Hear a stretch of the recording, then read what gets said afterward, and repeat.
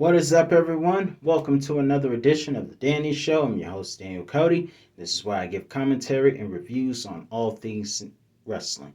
Before I get started, I want to thank each and every one of you, especially for the 4 likes that were given. I want to thank all of you who gave the 4 likes to my review on my favorite matches from Sting, as well as the 3 reviews given to this year's Hall of Famer and my all-time one of my all-time favorites, The Undertaker, as I reviewed a video on him.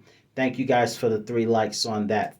For those of you who haven't seen it already, be sure to check out my favorite WrestleMania matches from The Undertaker as I review that, and as well as my top 10 favorite matches from Sting. Either way, let's get started. Before we get on SmackDown, let's talk about a couple of interesting things that happened this week. First of all, as far as Monday Night Raw was concerned, how could you guys have fallen for the oldest trick in the book? When that music hit and that glass shattered, you guys should have known that Kevin Owens was going to do that. And then when he did it again, everybody got excited again. You guys fell for the oldest trick in the book twice. Come on, WWE Universe. We have to be smarter. We can't keep letting people play with our emotions like that. We can't.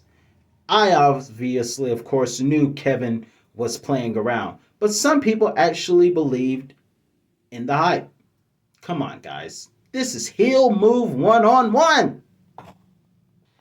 Also, breaking news. Earlier today, it was announced that the Game Triple H is retiring. I want to say this. I saw Ric Flair's TMZ short video where he was interviewed, and I will say this. Triple H did the right thing, and I have nothing but applause and respect for that. The man went into cardiac arrest, and when you have those type of situations, you have to do what it takes to protect your health. Keep in mind, Triple H has a wife. He has daughters. He has to put himself and his family first. So when he went into cardiac arrest last year, and the fact that he came back by the grace of God, Ric Flair went through the same thing. It's just best to say it's time to retire.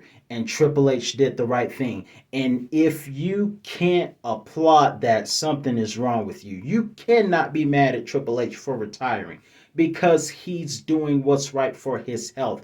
It's no good if he wrestles and he spits out water and poses only to have a heart attack in the middle of his pose. You can't be mad at him and you can't fault him. I got nothing for applause for him. He has nothing left to prove. He's done it all. And I mean, he's even defeated Batista in one of his last matches. His last couple of matches were against Batista at WrestleMania 35, where he ripped the nose ring off, which was kind of funny. And then Randy Orton. He lost at Super Showdown 2018, but he had a confrontation that he got the best of at Raw 2021, where Triple H got the better of it, with a little help from Alexa Bliss and The Fiend's Mind Games. But either way, Triple H has nothing left to prove, and that was the right decision as far as I'm concerned for him to sit down and relax. I read a comment, someone posted something very funny. I made a post, I made, a comment on Ric Flair's video about Triple H on TMZ, and a lot of people, a couple of people replied, and I said that Triple H has nothing to prove. He's done it all. He needs to chill and put his health first. Somebody pretended to be mad in a reply and said, I am mad. How could he put the fans and how could he put himself and his family before the fans? And then he said, just kidding. That was the funniest comment ever. And so he said, and ironically, he's right around the same age as me. He said that the game is absolutely right, agreeing with my comment. Listen, I have a relative who has a heart murmur. And when you have those, they tell you not to use too much energy and not to be too excessive in your movement. So Triple H is doing the right thing. Game not over. Should just play differently as far as I'm concerned. But let's get to SmackDown. We opened the show with Brock Lesnar in Roman's locker room, even though he says his locker room is bigger and better.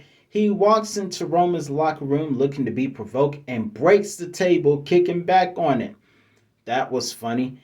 Eats fruit and just destroys the whole room. Next, in our opening contest, we have Shinsuke Nakamura to take on Jimmy Uso, and it's not Friday night without Pat McAfee dancing on top of the table with the entrance. Shinsuke versus Jimmy Uso was very even. Shinsuke mocked the Usos being the ones and then used his own taunt. Coward!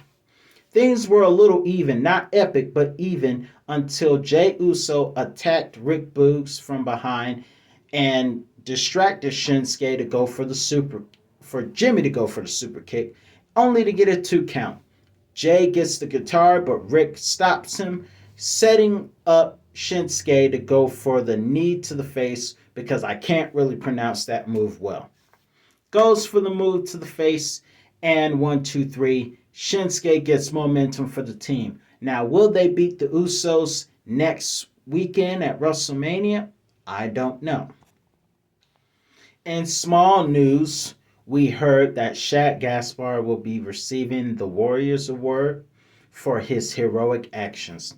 Unfortunately, he's not alive to see it because Shad Gaspar is one of the many victims that 2020 claimed. But either way, he went out as a hero trying to save his son. So heartbreaking, man.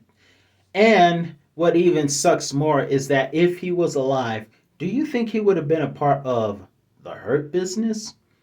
I think the Hurt Business. I don't know. Maybe the New Day. I don't know. But either way, he'll be receiving the Warriors Award for his heroic actions. And it really sucks. We lost 2 people because of the ocean in 2020. We lost 2 people, unfortunately. But either way, moving forward, that will happen. The Warriors Award will happen. And in other news, Magic Mike Moss, as I like to call him, is still not funny. He said he should call him and Baron Corbin, Happy Corbin, Bald Brothers. Corbin is not feeling the joke. This is the second week in a row that Corbin is not laughing at Magic Mike's jokes. Maybe Magic Mike needs a Snickers. You're not you when you're hungry. Somebody needs a Snickers. Now to a SmackDown short that happened tonight, but was very interesting. We have Ridge Holland, who was set to take on Kofi Kingston, was accompanied by a returning King Woods. The announcer accidentally spoiled it, but yes, Xavier Woods, King Woods, has returned, and it was King Woods who would get a quick roll up victory over Ridge Holland. I want to see the whole trio come together of the New Day, but unfortunately, Big E is injured, and I'm still mad at you guys for what you did to Pete Dunne. I'm still mad at you for that. I respect that there are some of you who may think Butch it might be exciting. Munchkin Boy, you mentioned that it might be interesting to you. I respect others' opinion. But me, I don't know, Munchkin. I don't know. But congratulations that King Woods is back. The King is back. Later, in the middle of the show, we found out that Roman Reigns has been taking care of business in New York City, going to Madison Square Garden.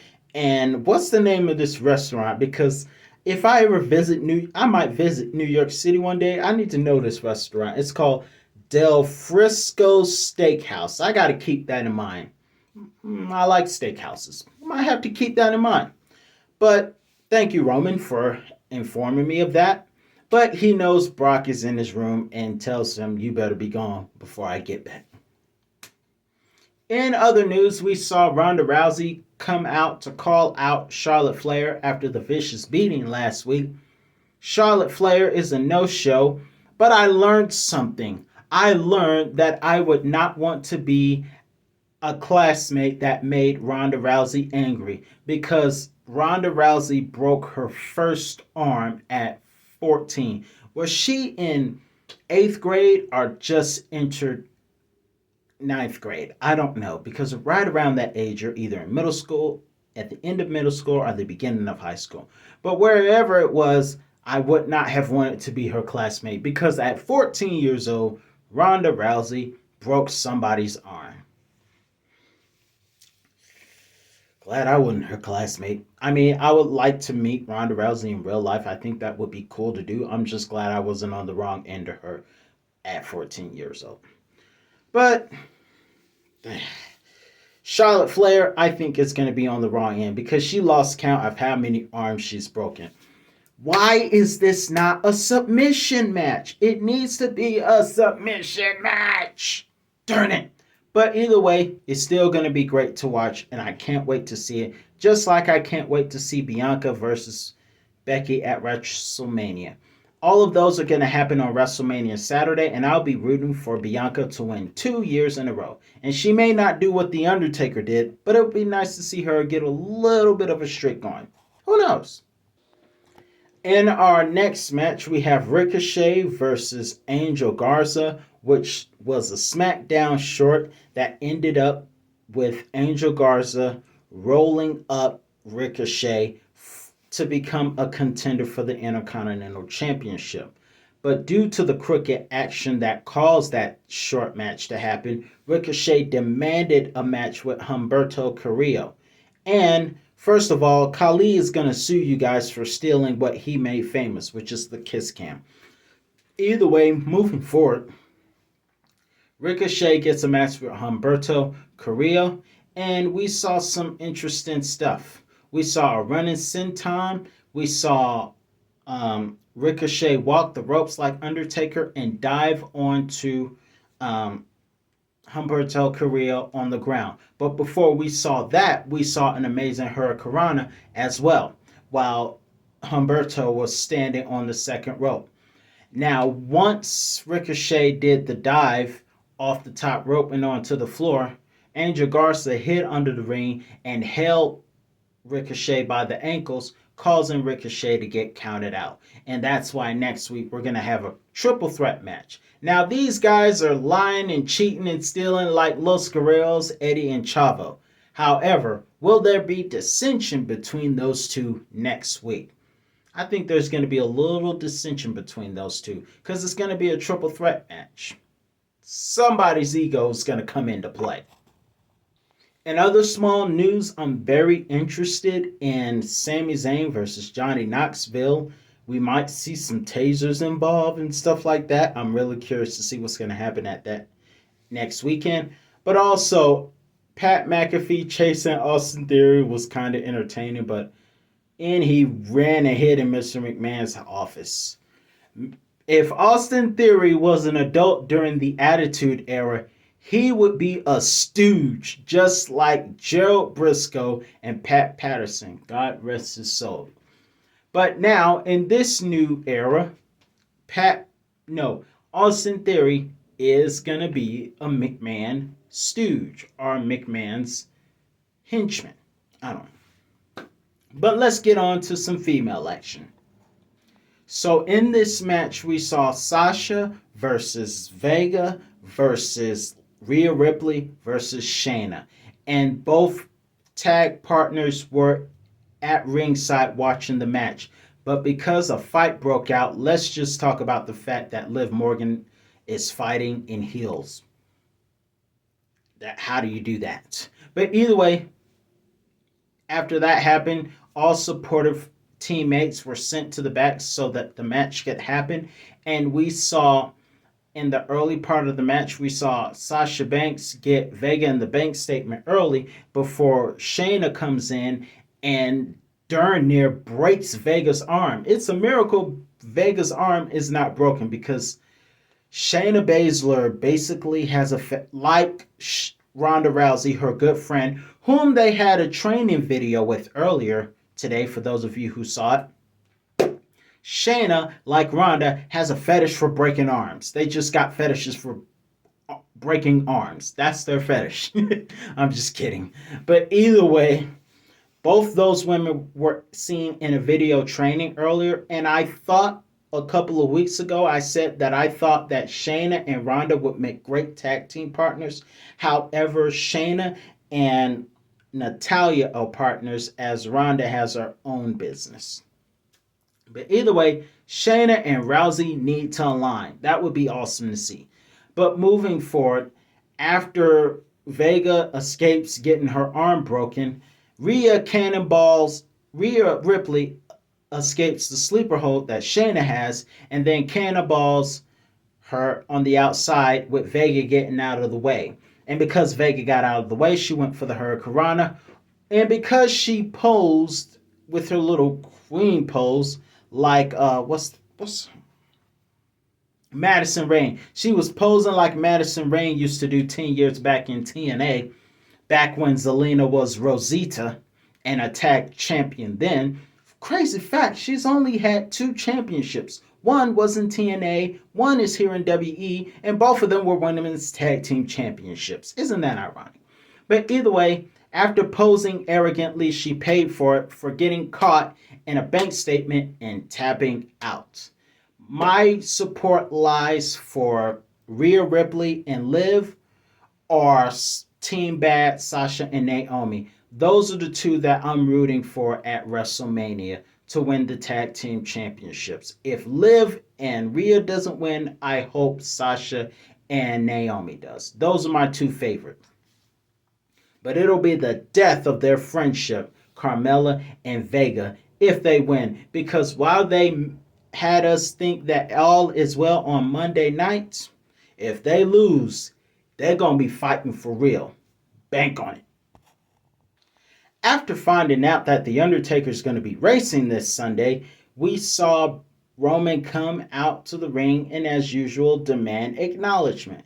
After finding out that Brock is not in the room anymore, he left the room a hot mess, by the way. Roman is subject to watching Brock destroy his SUV before coming to the ring.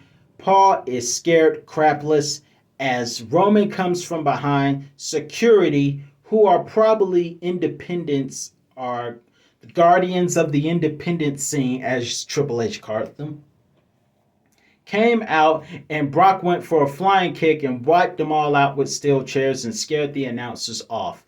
And Roman said, "You're going to acknowledge me as the undisputed Universal Champion."